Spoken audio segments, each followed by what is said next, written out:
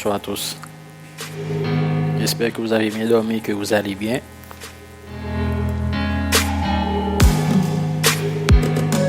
Aujourd'hui, dans cette leçon, je vais vous parler de l'assassinat de Dessalines le 17 octobre 1806. Alors, l'objectif, c'est d'analyser l'assassinat de Dessalines, ou encore le drame du Pont Rouge. Ok? Analyser l'assassinat de Dessalines et la crise 1806-1807.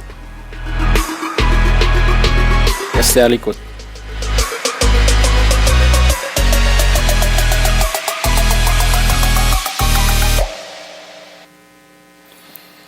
Ok.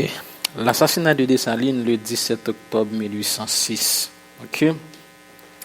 Alors, à l'origine de cet assassinat-là, on retrouve les mesures agraires, n'oubliez pas les mesures agraires, tout ce qui a rapport avec la terre, et les mesures commerciales nationalistes. Okay, si on veut comprendre l'assassinat de Dessalines, il faut jeter un coup d'œil sur ces deux choses-là, sur ces mesures agraires et sur ces mesures commerciales nationalistes. Okay? Voyons rapidement les causes de l'assassinat. Les causes fondamentales, les causes profondes. D'abord, ces causes doivent être recherchées premièrement dans les mesures agraires de Dessalines, okay? Et deuxièmement dans les mesures commerciales du gouvernement de Dessalines. Okay? Ça, ce sont les causes fondamentales ou encore les causes profondes. Maintenant, si nous prenons les mesures agraires du gouvernement, ce qui s'est passé, les actes imposés par Dessalines dans ces mesures agraires-là, on a dit par exemple en novembre 1804, une loi a déclaré nul tous les contrats de vente passés entre Haïtiens et Français à partir de 1802. Ok? Et deuxième mesure que Dessalines a prise, c'est ce qu'on appelle la nationalisation des biens vacants.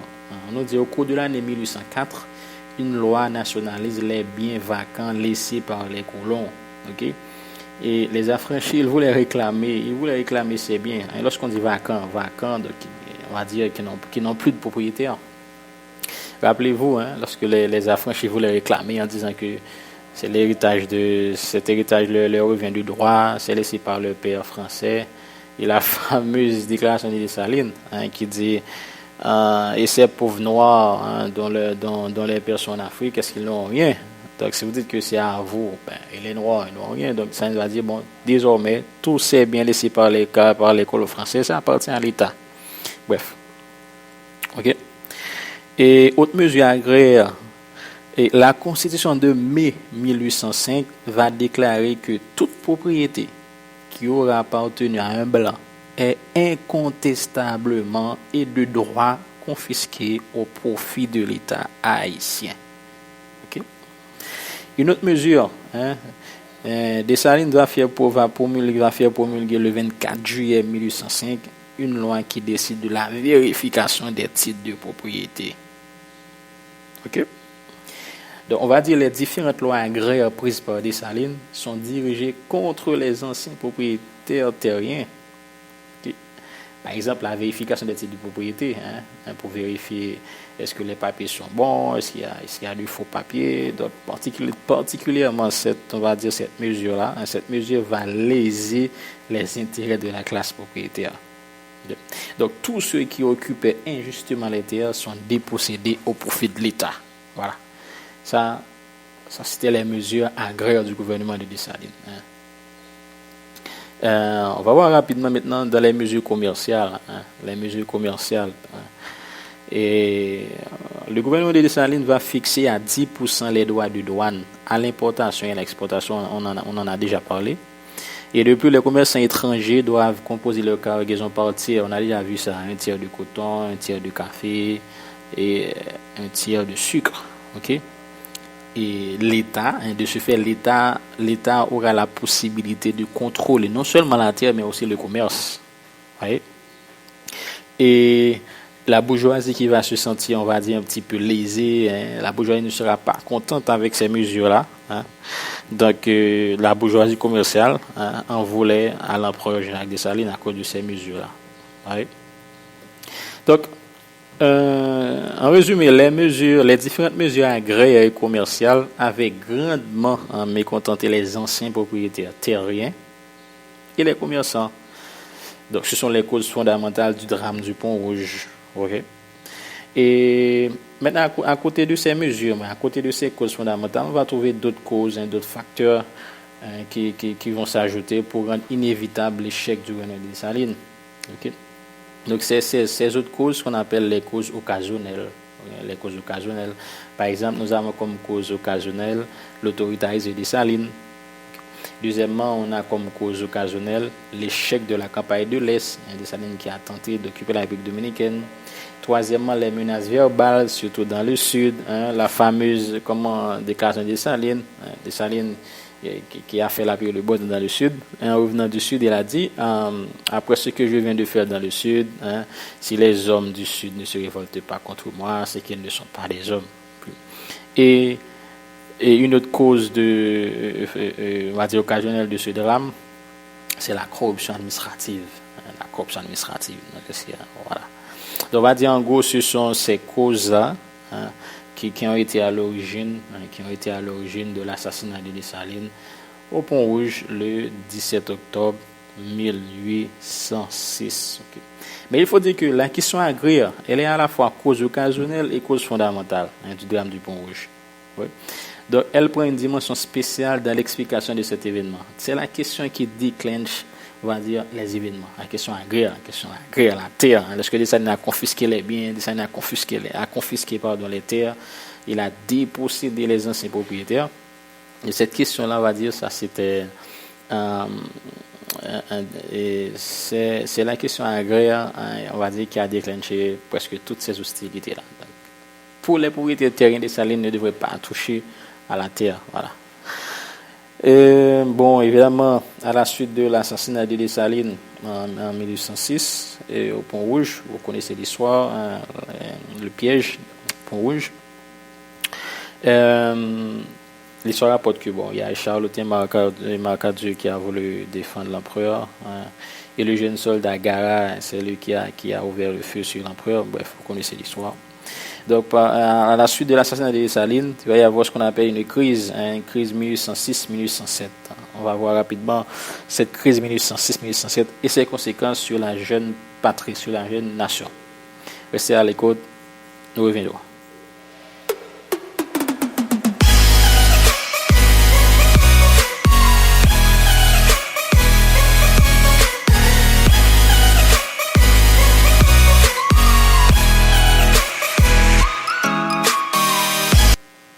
Alors, crise de 1806, crise 1806-1807. Alors, l'expression crise 1806-1807 fait référence à l'ensemble des bouleversements qui se sont produits dans le pays, de la chute de l'empereur en octobre 1806 à la scission du pays en janvier 1807.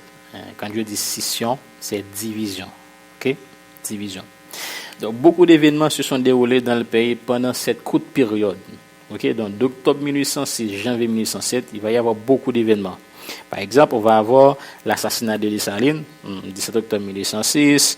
On aura également la bataille de Sibert, cette fameuse bataille, rappelez-vous, en janvier 1807, entre l'armée de Christophe et celle de Pétion, qui s'est soldée par la division du pays en deux blocs. Suite à la suite de cette bataille-là, le pays sera divisé en deux blocs. On aura la République de l'Ouest du Sud, dirigée par Pétion, et le Royaume du Nord, République du Nord d'abord, ensuite Royaume du Nord, dirigé par, on va dire, par Henri Christophe. La bataille de Sibert, rappelez-vous, Pétion, il a eu la vie sauve, vous connaissez l'histoire, c'est quelqu'un qui a pris son chapeau et s'est fait passer pour lui. Donc, Pétion, il a eu la vie sauve durant cette bataille-là. Maintenant, quelles sont les conséquences de cette crise? La crise de 1806, issue de l'assassinat de l'empereur, entraîne les conséquences suivantes, pas mal de conséquences sur le pays. Première conséquence, elle aboutit à la division du pays. Le Royaume du Nord dirigé par Christophe, la République de l'Ouest et du Sud dirigée par Pétion. Après, elle renforce les structures féodales dans l'Ouest et dans le Nord. Troisième conséquence, elle met fin à l'expérience révolutionnaire de Dessalines et à son nationalisme intransigeant. Ok? Et quatrième conséquence, elle consolide la dictature une dictature violente et visible avec Christophe, et une dictature masquée par un certain libéralisme avec Pétion. Christophe, lui, il se cachait, il se voilait par le visage, il s'est montré comme étant un dictateur. L'histoire rapporte que Christophe, de par ses actions, il sera considéré comme étant un despote éclairé, un dictateur éclairé dans le royaume du Nord. Et Pétion, il se montre, démocratique, mais si on fouille, si on gratte un peu, on va voir que Pétion, lui aussi, il était un dictateur. On a vu dans la leçon précédente, donc ce que Pétion a fait, par exemple, il a éliminé pas mal d'adversaires politiques, il s'est fait réélire à vie, bref, voilà. Ok. Et je crois que c'est tout pour aujourd'hui avec l'assassinat de Dessalines, les causes fondamentales, les causes occasionnelles. Nous avons vu également la conséquence de suite à l'assassinat de Dessalines, il va y avoir une crise dans le pays, une crise 1806-1807 et les conséquences de cette crise. Ok. Voilà, et je vous donne rendez-vous pour une prochaine leçon. Prenez tous soin de vous et à la prochaine.